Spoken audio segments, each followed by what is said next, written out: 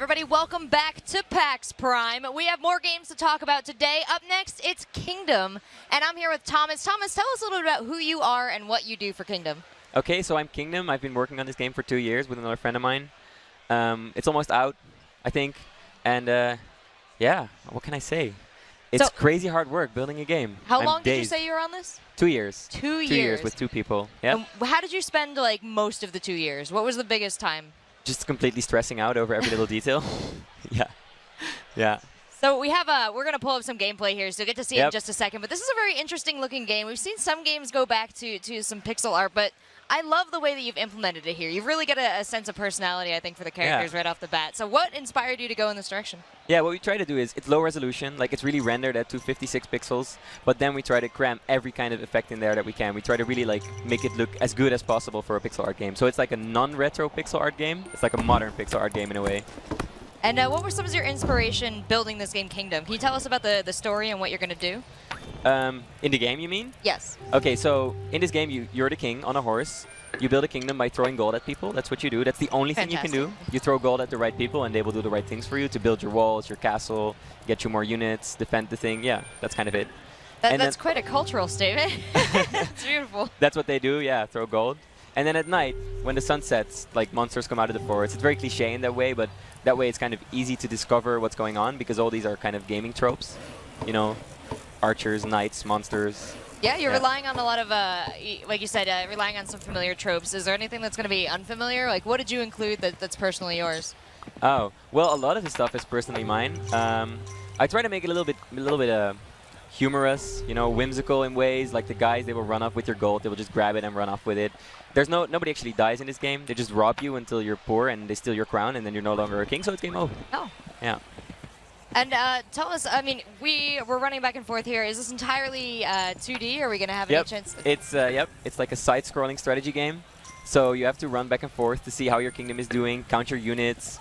Like, you know, is my left wall doing all right? Do I need some repairs on that side? We explicitly didn't include any kind of mini-map or overview because we really want you to be the ruler, like going around your kingdom and see what's up and like who needs help and who needs gold and who you can collect some taxes from, that kind of stuff. And so that center point where you started building that little town right there, does that remain your center point where you venture forth and back to that? Yeah, that kind of grows out into a huge castle with walls and catapults and all that stuff because the boss waves, or the waves, they get incrementally more difficult. So you really have to, you know, build a stronghold. And how long would be like an average play session when you sit down to play? So my publisher guy is playing it right now. I don't think he's going to make it very far. But he can't hear us, can he? I hope not. We believe in you. I think he's going to last about 10 minutes the first time. And then you discover like what you did right and what you did wrong and what you should focus your strategy on. And on the next playthrough, maybe you last 30 minutes. And if you're good, you can last 2-3 hours.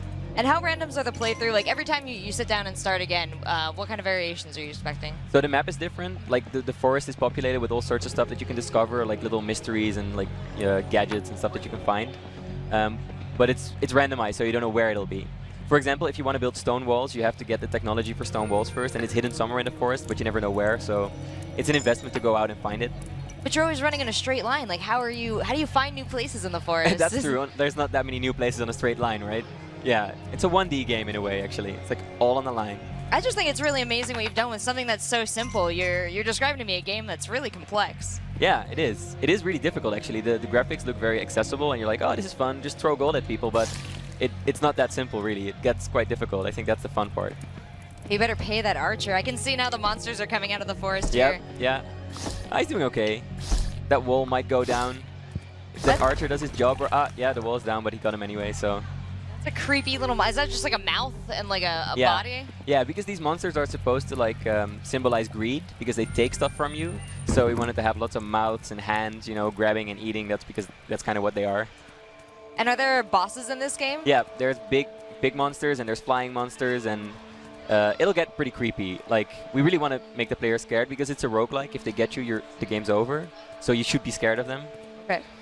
I would be very scared of them, especially if they're bigger mouths and bigger hands. Yeah.